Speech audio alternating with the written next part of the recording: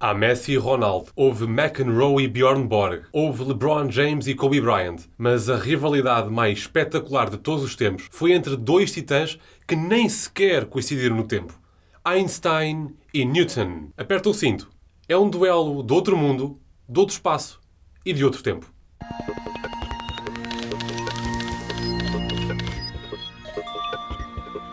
O duelo começou de certa forma em 1905, quando Albert Einstein submeteu 3 artigos na principal revista científica da época, os Annalen der Physik. E a verdade, aqui entre nós, é que qualquer um dos 3 merecia prémio Nobel. Mas há um especial. Apresentava a primeira teoria da relatividade, hoje chamada de relatividade restrita. No fundo, é a teoria que explica que o tempo não passa da mesma forma para toda a gente. Por exemplo, o paradoxo dos gêmeos. Dois gêmeos reencontram-se em idades diferentes caso um deles se tenha deslocado no espaço de forma muito rápida. Em casos extremos, muito próximo da velocidade da luz. Mas nunca à velocidade da luz. Mas havia um problema com esta teoria.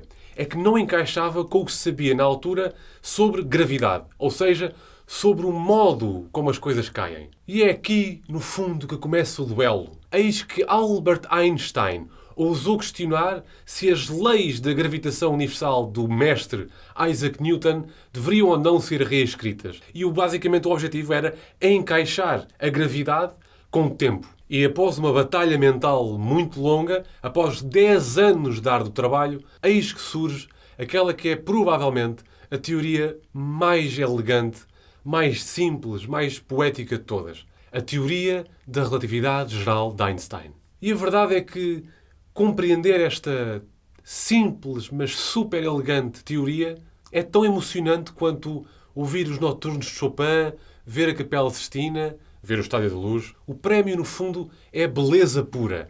Um novo olhar sobre a realidade.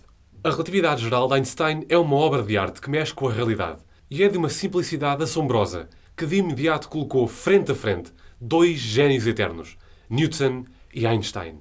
Por um lado, Newton procura explicar a razão pela qual as coisas caem e os planetas giram. Para isso imaginou uma força que puxa todos os corpos uns para os outros. A essa força deu o nome de força da gravidade. Mas se Newton conseguiu ver o quê da questão, não conseguiu ver o como. Como conseguem 2 coisas que estão tão longe umas das outras atrair-se? A verdade é que não se sabia e também não haveria como saber. Newton imaginou também que os corpos se moveriam no espaço e que o universo era um contentor vazio, uma caixa gigante na qual deslizam a direito todos os objetos, até que uma força os faça curvar. Estilo Roberto Carlos em 1997. De que seria feito este espaço? A verdade é que Isaac Newton também não tinha como saber e a realidade é que morre sem responder, ou pelo menos deixando este como em aberto. Ficou-se pelo quê, e já foi uma descoberta extraordinária, mas o como ficou por responder. Até que, anos mais tarde, houve uma descoberta que, indiretamente, foi útil para responder esta questão. Os suspeitos são Michael Faraday e James Clerk Maxwell e adicionaram um ingrediente ao frio mundo visto por Newton, o campo eletromagnético. Este campo é difundido por toda a parte, está em todo o lado, enche o espaço e pode vibrar e ondular como um lago, levando a passear a força elétrica, ondas de rádio, entre outras componentes.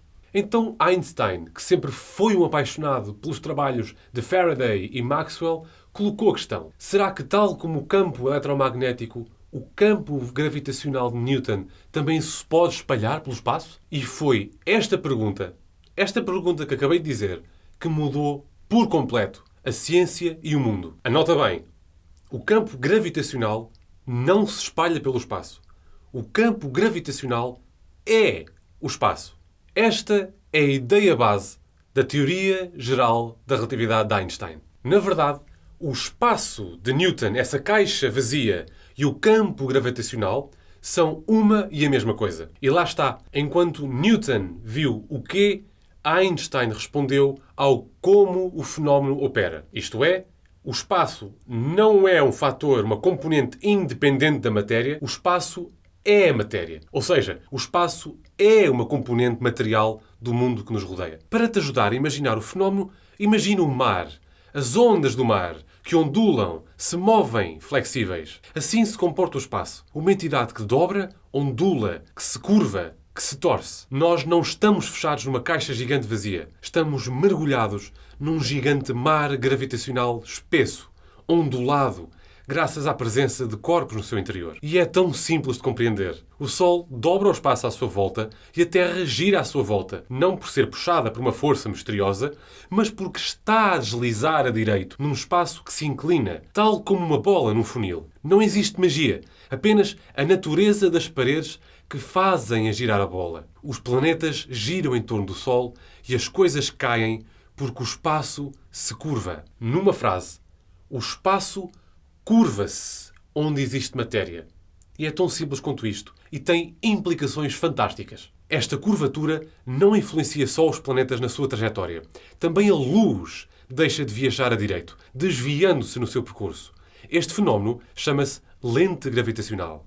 Mas talvez, e para mim, enfim, sou suspeito, a implicação mais fantástica de todas desta curva é a influência que esta curva tem no tempo, na forma como o tempo passa, ou como percebemos o tempo. A verdade é que o tempo também se curva. E foi aqui que, sentado nos ombros dos gigantes, Einstein conseguiu ver mais longe que Newton. Esta teoria prevê que o tempo passe mais depressa no cimo de uma montanha do que cá embaixo, junto à Terra. Por cada quilómetro acima da superfície da Terra, o tempo passa 10 nanosegundos mais depressa. Ou seja, quanto mais fundo na curva estivermos, mais o tempo abranda para essa pessoa. Einstein também previu que quanto mais depressa te deslocas no espaço, não à velocidade da luz, mas pelo menos perto da velocidade da luz, se isso for possível, o tempo também passa mais devagar para essa pessoa. Voltando à relatividade geral, que é uma teoria sobre a gravidade, também previu outras coisas. A formação de buracos negros, que acontece quando uma estrela deixa de queimar energia e colapsa sobre o seu próprio peso, afundando-se numa curvatura aparentemente infinita, chamada de singularidade, onde o tempo passa